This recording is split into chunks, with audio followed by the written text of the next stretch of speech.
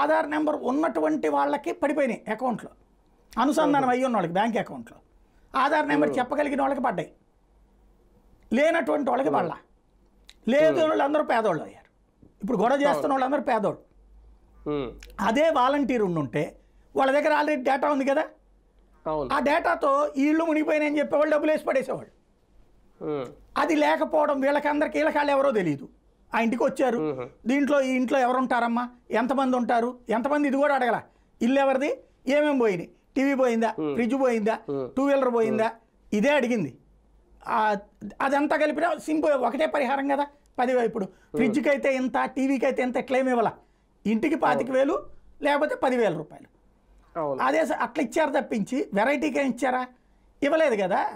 ఈ కాన్సెప్ట్లో చూసుకున్నప్పుడు వాళ్ళందరికి కూడా మునిగిందని ఇచ్చేస్తే సరిపోతుంది కదా, తల 25,000. కానీ వాళ్ళ దగ్గర నెంబర్ లేవు కాబట్టి మీరే తెచ్చుకోండి అన్నారు. వాళ్ళు ఇప్పుడు మీ సేవలకు పోయి ఈ నెంబర్లు ఎత్తుక్కుని ఆధార్ టేకప్ చేసుకుని వస్తే ఈ లోపు ఎన్యూమరేషన్ అయిపోయింది. ఎవరికి వెళ్ళి చెప్పుకోవాలి వాళ్ళు? వాళ్ళది ఇదిగో మేము అనుసంధానం చేస్తున్నాం. ఇప్పుడు సమస్య అది నాకు అర్థమైంది. అయితే దాంతోపాటు ఇక నకిలీ అంటే ఎట్లుంటుందంటే, ఆ పక్కన ఉన్న ఇళ్ళోళ్ళు ఉంటారు,